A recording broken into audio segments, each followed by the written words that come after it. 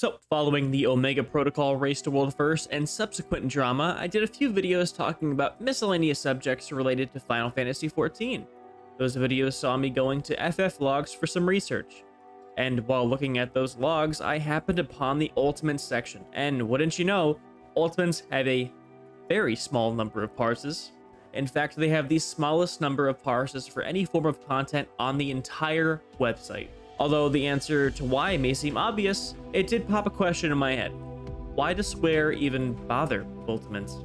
I think it's a valid question. From a purely business point of view, they are the least played form of high-end content. So in today's video, we are going to go over why Ultimates have such low engagement and answer the question as to why Square even bothers. But first, a major disclaimer. Yes, I will be using FF logs as my main source of research. However, this approach is flawed.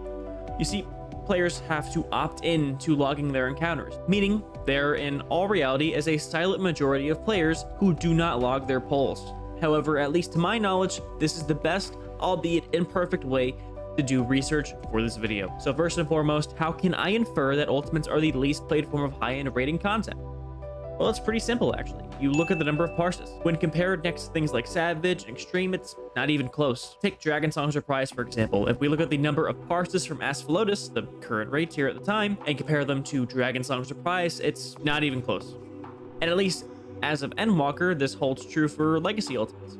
Couple that with the fact that Ultimates are the hardest form of content in the entire game, and any reasonable person can infer that Ultimates are the least played content in the game. With that out of the way, we can get to answering the question that I posed at the beginning. Why does Square even bother? Ultimates are long fights. These are fights that require a lot of testing and tuning, even if sometimes they feel under-tested and over-tuned. Add on the usual new composition added in the last phase, and you understand that the Ultimates take a lot of dev work and time. All of that development time for content that only a fraction of the community will ever even bother to step into. Never mind clearing it. And if you want even more fuel to the fire, you can even count the numerous controversies surrounding the different races to World First. Most recently, and I don't know if you've heard about this, but the team that won the World First title cheated. Shocker, I know. But what's notable about this is Yoshi P's statement, or specifically this excerpt. The Ultimate Raid series is the most difficult battle content within FF14, and we released this content after testing that it can be cleared without the use of third-party tools. However, if the presumption is that this content will be tackled and cleared with the use of third-party tools, then any reason to develop high-difficulty battle content seems to be lost.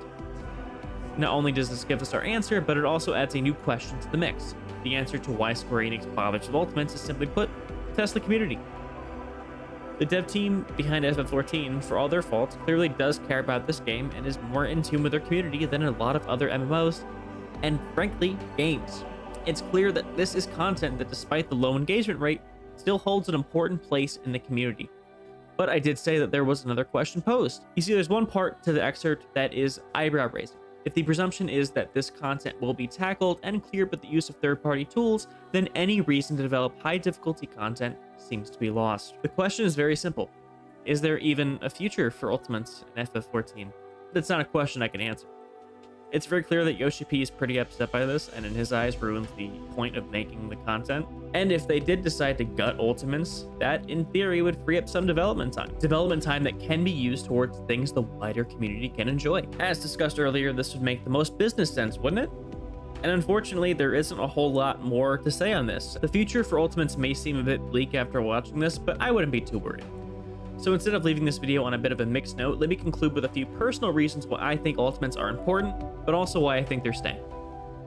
First off, for players who want more out of things like Savage, gives them more content. Second, having these really hard fights and hard to get weapons, glamours, and titles creates a sense of wonder in the community. I did a few polls prior to making this video about Ultimates, and a lot of the comments I got basically said that yes, I would love to do Ultimates someday, but not now. It helps create this far-off goal, and if and when they achieve that goal, it creates this amazing sense of accomplishment. And lastly, there is the race to World First. Watching the community rally behind something most of them won't even touch is fun. It's something that would be sorely missed if Ultimates got canned.